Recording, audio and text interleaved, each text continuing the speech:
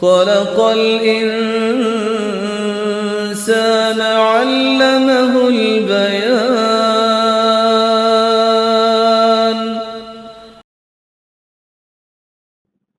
نحمده ونصلي على رسوله الكريم، أما بعد، فأعوذ بالله من الشيطان الرجيم. بسم الله الرحمن الرحيم.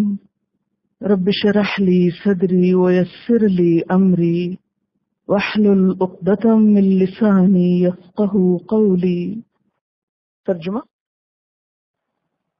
الرجال مرد، قوامون قوام ہیں، علی النساء عورتوں پر، بما ساتھ اس کے جو، فضل فضیلت دی، اللہ اللہ نے، بعدہم ان میں سے بعض کو، علی بعض اوپر بعض کے،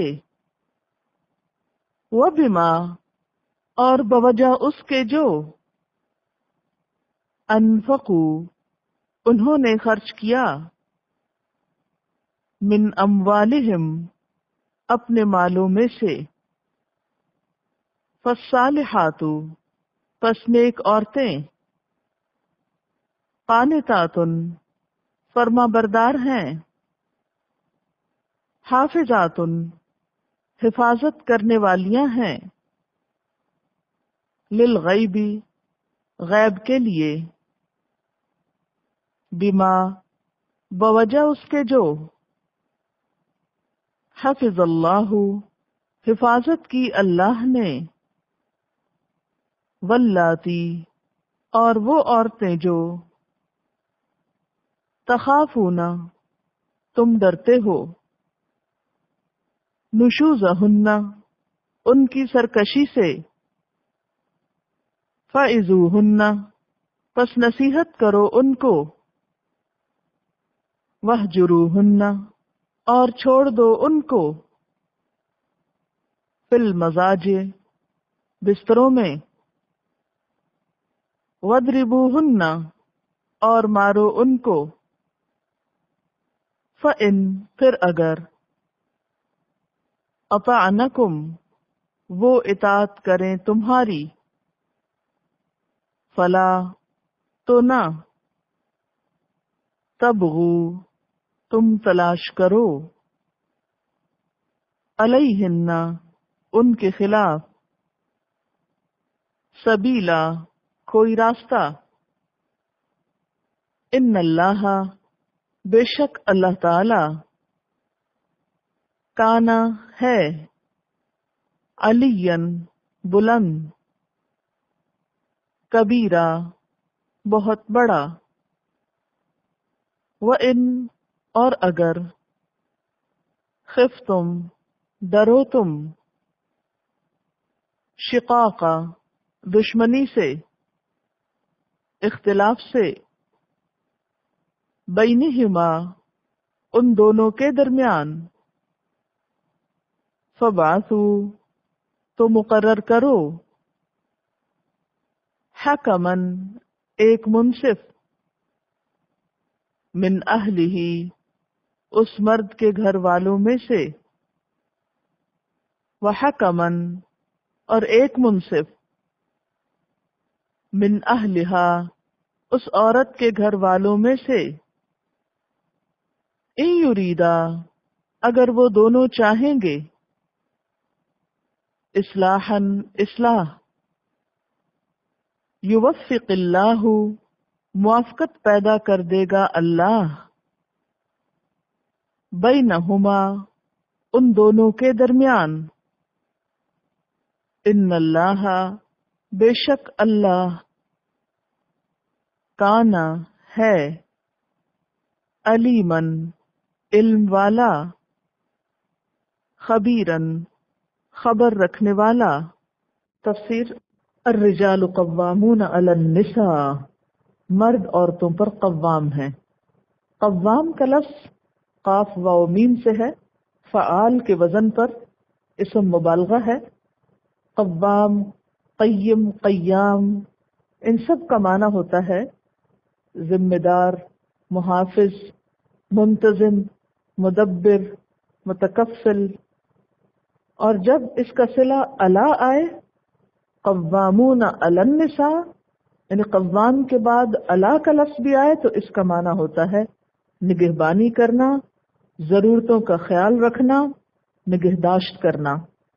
تو جب یہ فرمایا کہ الرجال قوامون علی النساء تو اس کا مطلب کیا ہوا کہ مرد عورتوں کی نگہبانی بھی کریں، ان کی ضرورتوں کا خیال رکھیں، ان کی کیئر کریں، ان کے معاملات کی ذمہ داری نبھائیں، گھروں کا انتظام چلائیں. گویا یہ کہہ کر مرد پر ایک بھاری بوجھ ڈال دیا گیا اور عورت کو آزادی دے دی گئی. الرجال قوامون علی النساء، مرد عورتوں پر قوام ہیں. وجہ کیا ہے؟ یہ اتنی بھاری ذمہ داری کہ عورتوں کی حفاظت بھی کریں، ان کا خیال بھی رکھیں، انہیں کھلائیں پلائیں بھی، سب باہر کے بھاری بھاری کام وہ کریں، سب ذمہ داریاں وہ اٹھائیں اور عورتیں رانیاں بن کے گھروں میں رہیں. اس کی وجہ کیا ہے؟ بما فضل اللہ بعضهم علی بعض، بوجہ اس کے جو اللہ نے ان میں سے بعض کو بعض پر فضیلت دی. اور اس فضیلت سے مراد ان کی جسمانی قوت اور ذمہ داریاں نبھانے کی وہ صلاحیت ہے جو انہیں عورت کے مقابلے میں زیادہ دی گئی ہے. اب دیکھیں کہ اس میں تو کوئی شک نہیں، اور جدید دنیا میں سب اس بات کو مانتے ہیں کہ کوئی بھی کام جو ٹیم ورک کے طور پر ہوتا ہے وہ زیادہ بہتر ہوتا ہے بنسبت اس کے کہ ہر کوئی بکھرا بکھرا کام کرے. تو ایک گھر بھی بہترین طریقے پر اس وقت چلتا ہے جب وہ آرگنائزڈ ہو. گھر ایک چھوٹا سا ادارہ ہوتا ہے، آرگنائزیشن ہوتی ہے، چھوٹی سی ریاست ہوتی ہے. اس کا انتظام بھی اچھی طرح اسی وقت چل سکتا ہے جب وہ منظم ہو. اس انتظام میں یا گھر کی انتظامیہ میں مرد کو سربراہ بنایا گیا، قوام بنایا گیا، اور عورت کو اس کا مددگار بنایا گیا. جیسے کہ نبی صلی اللہ علیہ وسلم نے فرمایا کلکم راع وکلکم مسئول عن رعیتہ، تم میں سے ہر شخص نگران ہے اور ہر شخص اپنی رعیت کے بارے میں سوال کیا جانے والا ہے. پھر اسی طرح عورت کو بھی نگران بنایا گیا، مسئول بنایا گیا، لیکن وہ مرد کے بعد یعنی وائس پریزیڈنٹ ہے اور اپنے بچوں پر اور گھر کے دیگر افراد پر ذمہ دار ہے. والمرأة راعیۃ فی بیت زوجہا، زوج پر نہیں، فی بیت زوجہا، شوہر کے گھر کے اندر وہ ذمہ دار ہے. ومسئولۃ عنہا، اور اس سے بھی سوال کیا جائے گا. یعنی دونوں کا اپنا اپنا مقام ہے اس آرگنائزیشن میں. جیسے کسی اسکول میں، کسی کالج میں کوئی پرنسپل ہوتی ہیں، کوئی وائس پرنسپل ہوتی ہیں، ہر ایک کی اپنی کوشش، اپنی محنت اور اپنا مقام اور قدر و قیمت ہوتی ہے، اور اس میں ایک دوسرے سے مقابلہ کرنا مقصود نہیں ہوتا، اور نہ ہی کسی کو اس بنا پر کوئی بہت بڑا عزت کا مقام مل جاتا ہے. ہیں سب انسان، اصل میں یہ ایک انتظامی ضرورت ہے. تو گھر کی دنیا کی انتظامی ضرورت تھی کہ ایک شخص معاملات کا ذمہ دار ہو، کیونکہ دو لوگ بیک وقت جب ایک ذمہ داری اٹھاتے ہیں تو پھر کوئی بھی دراصل نہیں اٹھاتا. ہاں، اگر کسی بھی گاڑی کے دو ڈرائیور ہوں تو آپ دیکھیں گے کہ پھر کیا حال ہوگا. اگر بہت سے لوگ ایک کھانا پکانے میں شریک ہو جائیں، سب ذمہ دار ہو جائیں، تو دراصل ذمہ داری پھر کسی پر بھی نہیں آتی پوری طرح. تو گھر کی زندگی کو خوشحال بنانے کے لیے اللہ تعالیٰ نے مرد کو قوام بنایا، اور اس کی وجہ بتائی کہ وہ یہ کام زیادہ بہتر طور پر کر سکتا، اور دوسری وجہ یہ بتائی کہ وَبِمَا أَنفَقُوا مِنْ أَمْوَالِهِمْ، اس وجہ سے کہ وہ اپنے مالوں میں سے خرچ کرتے ہیں. تو ظاہر ہے کہ جو خرچ کرتا ہے اس کو زیادہ حق ہے کہ معاملات اس کی مرضی کے مطابق چلائے جائیں. مرد کو مہر دینے کا پابند کیا گیا، نان نفقہ دینے کا پابند کیا گیا، لہذا قوام بھی اسی کو بنایا. اب آپ دیکھیے کہ عام حالات میں بھی دو میں سے ایک کو ہی قوام بنانا تھا. ہم تھوڑی دیر کے لیے سوچ لیتے ہیں کہ اگر مرد کو ذمہ دار نہ بنایا جاتا اور عورت کو یہ ذمہ داری دے دی جاتی، کما کے مرد لائے لیکن ذمہ دار عورت ہے، قوام وہ ہے، قوت اور طاقت مرد کے پاس ہے لیکن ساری ذمہ داریاں عورت اٹھائے ہوئے ہے، تو اس میں آخر عورت کے ساتھ کیا بھلائی ہے؟ اس میں آخر عورت کی کیا آزادی ہے جب اس کے اوپر گھر کا بوجھ بھی ہو جو کہ ایک فطری اور نیچرل ہے، بچے تو اسی نے پیدا کرنے ہیں، ان کو کھلانا پلانا اور بڑا بھی اسی نے کرنا ہے، اور اگر ایک حمل اٹھانے کے ساتھ ساتھ کچھ اور بوجھ بھی اس پہ ڈال دیے جائیں تو یہ دراصل اس کے ساتھ ناانصافی تھی۔ اللہ تعالیٰ اپنے بندوں پہ ظلم کرنے والا نہیں، اس نے بندوں کی مہربانی اور خیرخواہی کے لیے یہ انتظام فرمایا۔ یہاں پر کسی قسم کی ڈسکریمنیشن نہیں ہوئی، اور پھر اس کے لیے پہلے ہی مینٹلی آپ کو تیار کر دیا گیا تھا کہ وَلَا تَتَمَنَّوْا مَا فَضَّلَ اللَّهُ بِهِ بَعْضَكُمْ عَلَىٰ بَعْضٍ، کہ اللہ نے تم میں سے بعض کو بعض پر جو فضیلت دی، یعنی جسمانی قوت جو دی ہے۔ اب عورت کے مجھے کیوں نہیں جسمانی قوت ملی، میں بھی ویسی ہی ہوتی تکڑی، تو آپ دیکھیں کہ پھر ہوتا کیا، اگر دو ایک ہی جیسے ہوتے قوی تو اس میں کوئی خوبصورتی تو نہیں تھی، تو دونوں کو ایک دوسرے کا بہترین جوڑا تو بنایا گیا، لیکن ایک دوسرے کا اپوننٹ یا حریف نہیں بنایا گیا، کیونکہ کوئی کشتی تو نہیں کرانی تھی گھر میں کہ دونوں کو پہلوان بنا کے چھوڑا جاتا۔ دونوں کو ایک دوسرے سے موافقت اور بہترین خوبصورت نظام گھر کا چلانا تھا، اس لیے اللہ تعالیٰ نے ایک کو جسمانی قوت زیادہ دی، دوسرے کو نزاکت دی، ایک کو عقل میں زیادہ مہارت دی تو دوسرے کو جذبات کی زیادہ خوبصورتی دی، تاکہ دونوں ایک دوسرے کا صحیح میچ بن سکیں۔ ایک اور بات یہ ہے کہ چونکہ مرد ایک الگ کلاس ہے، عورت الگ کلاس ہے، اگرچہ دونوں انسان ہیں لیکن دونوں میں بایولوجیکل ڈفرنس بھی ہے، دونوں کی ساخت میں بھی فرق ہے، اس لیے دونوں کو کمپیئر نہیں کرنا چاہیے۔ یہ جو کمپیریزن کیا جاتا ہے نا، تو یہ درست نہیں۔ مثلا پھول میں چمیلی ہے، گلاب ہے، اگر آپ ان دونوں کو باہم کمپیئر کریں گے تو حاصل کچھ بھی نہیں ہوگا۔ آپ گلاب کو گلاب سے کمپیئر تو کر سکتے ہیں، لیکن گلاب کو چمیلی سے کمپیئر کرنے سے کچھ فائدہ نہیں۔ اسی طرح عورتوں کو تو باہم آپ کمپیئر کر سکتے ہیں، لیکن عورت کو مرد سے کمپیئر کرنا اصولی طور پر یہ ایک درست بات نہیں۔ عورت کا رول کیا بتایا گیا؟ فالصالحات، تو نیک عورتیں کون ہوتی ہیں؟ قانتات، فرما بردار ہوتی ہیں، بات ماننے والی ہوتی ہیں، مددگار ہوتی ہیں۔ اور کیسی ہوتی ہیں؟ حافظات، حفاظت کرنے والیاں ہیں، للغیب، غیب کی یعنی رازوں کی، بما، بوجہ اس کے جو حفظ اللہ، اللہ نے حفاظت کی، کیونکہ اللہ نے عورت کے حقوق کی حفاظت کی۔ اسی طرح اللہ تعالیٰ کو ایسی عورتیں پسند ہیں جو اپنے گھر کے شوہر کے رازوں کی حفاظت کرنے والی ہوتی ہیں، نہ کہ جگہ جگہ چغلیاں کھانے والی اور شکایتیں کرنے والی اور ہر جگہ اپنے ہی لباس کو پھاڑنے والی۔ جہاں تک صالحات یعنی نیک عورتوں کے قانتات ہونے کا تعلق ہے تو اس کے بارے میں نبی صلی اللہ علیہ وسلم نے بہت تاکید فرمائی ہے۔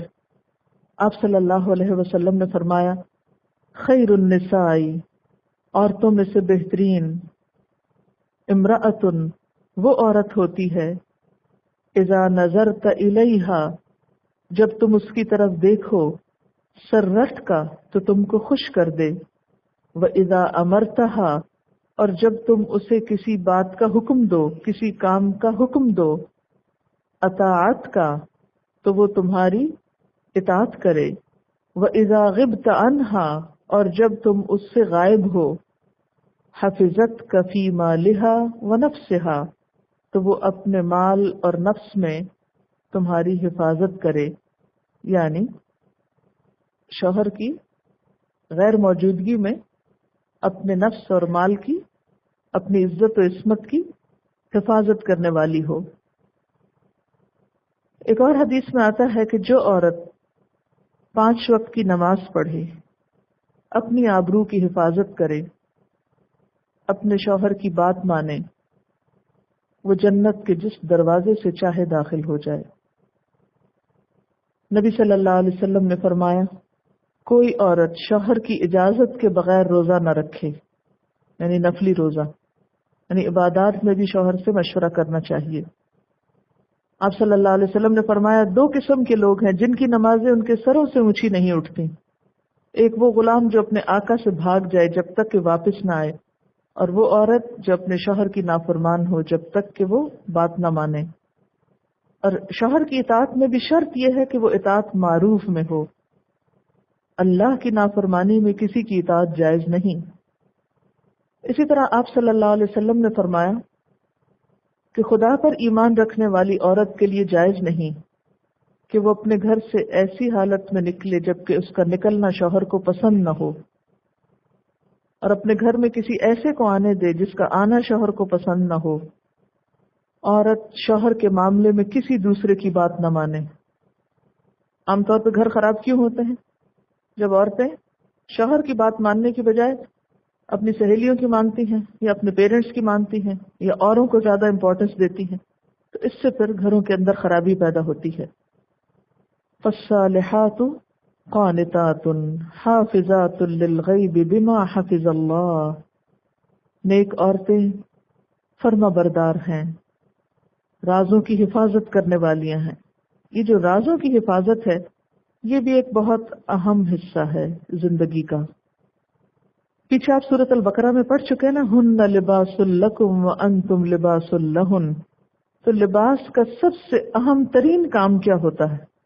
جسم کو ڈھانکے، چھپائے۔ تو اسی طرح یہاں عورت کی ذمہ داری کیا بتائی جا رہی ہے کہ وہ کیا کرے؟ لباس کس لیے پہنا جاتا ہے؟ جسم کو ڈھانپنے کے لیے۔ جب اللہ تعالیٰ نے شوہر کو بیوی کا اور بیوی کو شوہر کا لباس کہا تو اس سے کیا مراد ہے؟ کہ وہ ایک دوسرے کے عیب ڈھانکنے والے ہوں، ایک دوسرے کی کمی کوتاہی کو چھپانے والے ہوں۔ کیونکہ آپ سب جانتے ہیں کہ شوہر اور بیوی کا رشتہ ایسا ہوتا ہے کہ جس میں کوئی چیز چھپی نہیں رہ سکتی، کوئی راز رہ ہی نہیں سکتا۔ تو سب سے زیادہ جس پر انسان کے راز عیاں ہوتے ہیں وہ اس کا اپنا ہی شوہر یا بیوی ہو سکتے، نہیں اپنا ہی جوڑا ہو سکتا ہے۔ ایسے میں چونکہ عورتیں جذباتی ہوتی ہیں، اس لیے خاص طور پر عورتوں کو رازوں کی حفاظت کی بات کی گئی۔ یہ نہیں کہا گیا کہ مرد جو چاہے کرے، مرد کے لیے بھی منع ہے، لیکن عورت کو خاص طور پر تاکیدی حکم دیا گیا کہ وہ رازوں کی حفاظت کرے، خواہ وہ مال سے متعلق ہوں، خواہ وہ جان سے متعلق ہوں، خواہ شوہر کی جسمانی کسی عیب کمزوری سے متعلق ہوں۔ ان کو محفلوں میں بیٹھ کے ڈسکس کرنا اور لوگوں کے سامنے شوہر کو رسوا کرنا اور الزام تراشی کرنا بسا اوقات یہ انتہائی ناپسندیدہ چیز ہے، اور اس سے عورت اپنی ہی قدر کھوتی ہے، اسے حاصل کچھ نہیں ہوتا۔ آپ صلی اللہ علیہ وسلم نے نیک بیوی کی خوبیاں بیان کرتے ہوئے فرمایا، مومن کے لیے خوف خدا کے بعد سب سے زیادہ مفید اور باعث خیر نعمت نیک بیوی ہے کہ جب وہ اس سے کسی کام کو کہے تو خوشی سے کر دے، جب اس پہ نگاہ ڈالے تو خوش کر دے، جب اس کے بھروسے پہ قسم کھا بیٹھے تو اس کی قسم پوری کر دے، جب وہ کہیں چلا جائے تو اس کے پیچھے اپنی عزت و آبرو کی حفاظت کرے، اور شوہر کے مال و اسباب کی نگرانی میں شوہر کی خیرخواہ اور وفادار رہے۔ واللاتی، اور وہ عورتیں تخافون نشوزہن، جن کی سرکشی سے تم ڈرتے ہو۔ نشوز کیا ہوتا ہے؟ نشوز کا لفظی معنی ہے نشز ینشز، سے ابھرنا، سر اٹھانا، بغاوت اور سرکشی پہ اتر آنا۔ تو وہ عورتیں جو سر اٹھائیں، یعنی سر اٹھائیں سے مراد کیا ہے؟ شوہر کی نافرمانی کریں، ان سے بغاوت کریں، سرکشی کریں، بلا وجہ روٹھ کر شوہر کے گھر سے چلی جائیں۔ نشوز میں یہ بھی آتا ہے، یعنی بغیر کسی وجہ کے، بغیر کسی سبب کے شوہر سے ناراض ہو کر، موڈ آف کر کے بغیر اجازت گھر سے نکل جائیں، جو تکبر کریں، شوہر کو حقیر سمجھیں، یہ سب چیزیں نشوز میں آتی ہیں۔ پھر اسی طرح نشوز میں شوہر کے خاص حق میں خیانت بھی آتی ہے، یعنی شوہر کے حق ادا کرنے کے لیے تیار نہ ہو۔ جیسے وہ حدیث میں آتا ہے نا کہ آپ صلی اللہ علیہ وسلم نے فرمایا، جب مرد اپنی بیوی کو اپنے بستر پر بلائے اور وہ نہ آئے تو صبح تک فرشتے اس پہ لعنت کرتے رہتے ہیں۔ تو یہ چیز بھی نشوز میں آتی ہے، یعنی اس طرح بھی شوہر کی بات نہ ماننا، شوہر کو قریب نہ پھٹکنے دینا۔ پھر اسی طرح نشوز میں کیا آتا ہے کہ شوہر کے علاوہ دوسرے مرد سے دلچسپی رکھنا، کسی اور مرد سے دوستی رکھنا، جس میں پھر آخری حدیں بھی پھلانگ جانا۔ یہ سب چیزیں بھی نشوز میں آتی ہیں. واللاتی، اور وہ عورتیں، تخافون، تم ڈرتے ہو، نشوزہن، ان کے نشوز سے، ان کی سرکشی اور بغاوت سے، ان کی بات نہ ماننے سے. تو کیا کرو؟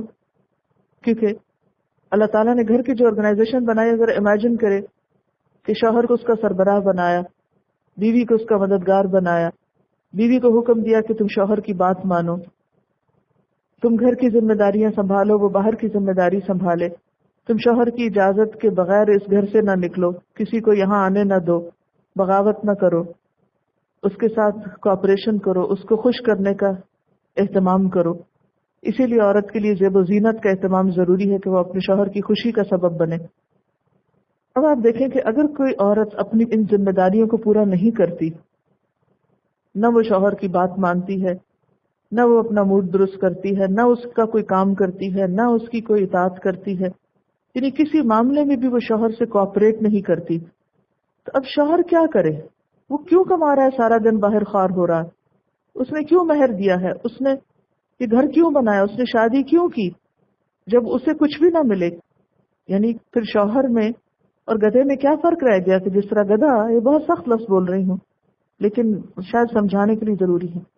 تو یعنی آپ دیکھیں کہ شوہر کا کام صرف یہ ہے کہ باہر خواری کرے، محنت مزدوری کرے، جب گھر آئے نہ کوئی اس کو ویلکم کرنے والا ہو، نہ کوئی کھانا پکا کے رکھنے والا ہو، نہ اس کی بات مانے، بیوی کا جب جی چاہے باہر نکل جائے، جب جی چاہے واپس آئے، نہ اس کے پاس بیٹھ کے کوئی بات کرنے والا ہو، اور جب بیوی کا دل چاہے بچوں کو بھی لے ساتھ اور خدا حافظ کہہ کے نکل جائے.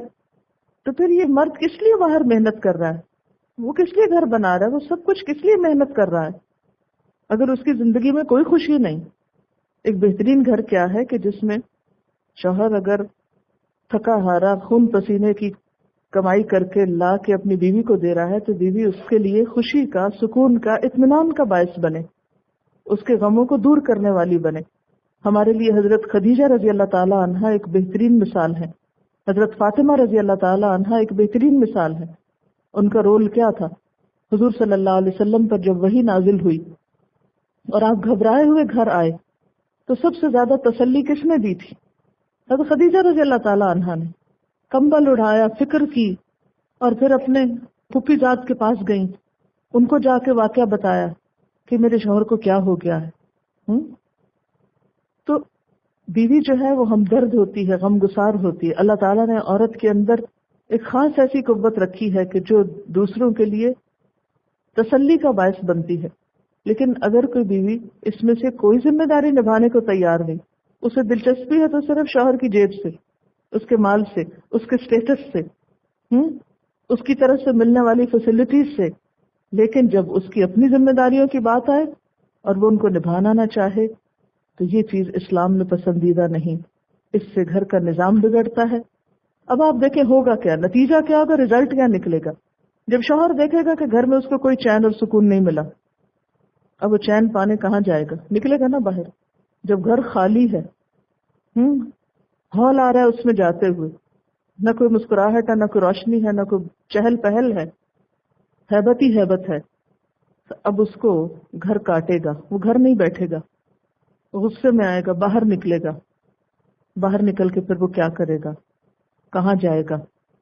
پھر جو بھی اس کو مل جائے گا، جو بھی اسے مسکرا کے پیش آئے گا، جو بھی اس کی دل جوئی کرے گا، جو بھی اس کا غم بانٹے گا، وہ اسی کو اپنا سب کچھ سمجھ لے گا. وہ اپنا مال اس پہ لوٹائے گا، وہ اپنا سب کچھ وہاں دے گا. گھر تو اس کا نہیں بنے گا، معاشرے میں خرابی پھیلے گی.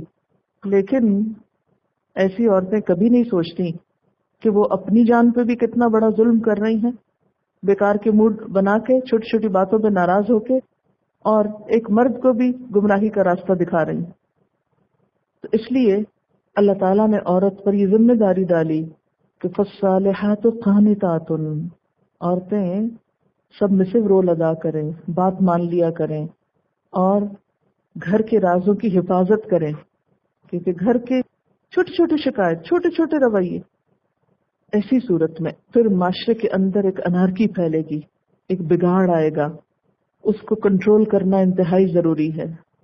حل کیا بتایا گیا؟ فَعِظُوهُنَّ، ان کو نصیحت کرو، ان کو سمجھاؤ. نہیں باز آتی پھر کیا کرو؟ وَهْجُرُوهُنَّ فِي الْمَضَاجِعِ، بستر میں الگ کر دو. کیونکہ عورت کے لیے یہ کولڈ وار جو ہوتی ہے، یہ خاموشی شوہر کی، یا اس کو چھوڑ دینا ایک بہت تکلیف دہ چیز ہوتی. فرمایا کہ پھر ان کو تھوڑا سا کولڈ شولڈر دو، ان کو توجہ نہ دو، ان سے الگ ہو جاؤ. تو ہو سکتا ہے کہ ایک عورت اپنی اس روش سے باز آ جائے، اور اگر پھر بھی نہ مانے اور کوئی طریقہ نہ ہو سمجھانے کا، لاتوں کے بھوت باتوں سے نہیں مانتے، تو پھر آخری درجے پہ گھر بچانے کے لیے یہ اجازت بھی دی گئی، وَاضْرِبُوهُنَّ، مار بھی سکتے ان کو. لیکن مارنے میں کیا ہے؟ ابتداء میں حضور صلی اللہ علیہ وسلم نے مارنے سے بالکل منع کر دیا تھا کہ مارنے کی اجازت نہیں دی تھی. پھر بعد میں اجازت دی گئی، لیکن آپ نے ساتھ ہی یہ فرمایا کہ لن یضرب خیارکم، تم میں سے اچھے لوگ ہرگز نہیں ماریں گے. ابن عباس نے فرمایا کہ مسواک یا اسی قسم کی ہلکی پھلکی چیز. نبی صلی اللہ علیہ وسلم نے فرمایا خبردار، عورتوں کے متعلق نیک سلوک کی وصیت قبول کرو، وہ تمہارے پاس صرف تمہارے لیے مخصوص ہیں، اس کے سوا تم ان کے کچھ بھی مالک نہیں، بجز اس کے کہ وہ کھلی بے حیائی کریں.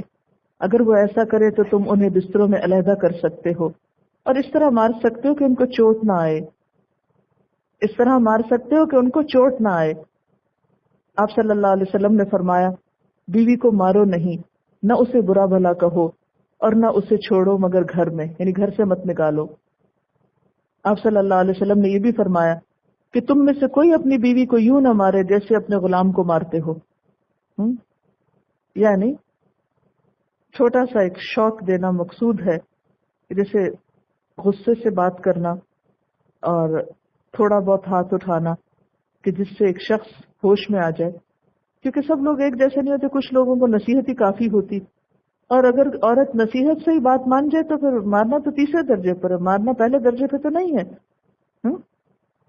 اگر کوئی نصیحت سے اور دوسرے درجے سے بھی بات نہیں سمجھتا تو پھر تیسرے درجے کی بہت کم ضرورت پیش آتی ہے. مثلا اگر کسی شخص کا علاج دوا سے ہو جائے تو اس کے لیے آپریشن کی ضرورت نہیں ہوتی، لیکن کچھ لوگوں کو آپریشن بھی چاہیے ہوتا ہے، اس کے بغیر علاج نہیں ہوتا. اور ساتھ ہی فرمایا فَإِنْ أَطَعْنَكُمْ، پھر اگر وہ تمہاری بات مان جائیں، اطاعت کر لیں، فَلَا تَبْغُوا عَلَيْهِنَّ سَبِيلًا، تو ان پہ راستے مت تلاش کرو، یعنی مارنے کے بہانے نہ ڈھونڈو. کیونکہ کچھ لوگ نفسیاتی مریض ہوتے ہیں، ان کو چین ہی نہیں آتا جب تک وہ مار نہ بیٹھے. تو فرمایا کہ اگر وہ تمہاری بات مان رہی ہیں اور نشوز نہیں ہے، ان میں اطاعت کر رہی ہیں تمہاری، تو پھر تم ایسا کام نہ کرنا.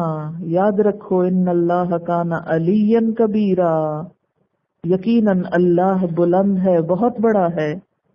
تم ہی بڑے نہیں ہو، عورت پر جسمانی لحاظ سے طاقتور نہیں، اللہ تم سے بڑا ہے. وہ دیکھ رہا ہے کہ کون مرد کہاں کس کے ساتھ کیا زیادتی کرتا ہے. یعنی اگر عورت اپنی روش سے باز آ جاتی ہے تو محض اپنا روخ قائم رکھنے کے لیے پچھلی باتیں یاد کرانا، یا ان سے انتقام لیتے چلے جانا، یا پھر اس اجازت سے فائدہ اٹھا کر تم انہیں کسی بھی قسم کا جو نقصان پہنچاؤ گے تو اس پر خدا تم سے نبٹ لے گا. وَإِنْ خِفْتُمْ، اور اگر خوف ہو تم کو، شقاق، اختلاف کا، دشمنی کا، بینہما، ان دونوں کے درمیان. کن کے درمیان؟ شوہر اور بیوی کے درمیان. فَبْعَثُوا، تو بھیجو، مقرر کرو. کس کو؟ حکمن، ایک منصف کو، فیصلہ کرنے والے کو. من اہلہ، اس کے گھر والوں میں سے. کس کے گھر والوں میں سے؟ مرد کے. وحکمن، اور ایک منصف، ایک فیصلہ کرنے والا.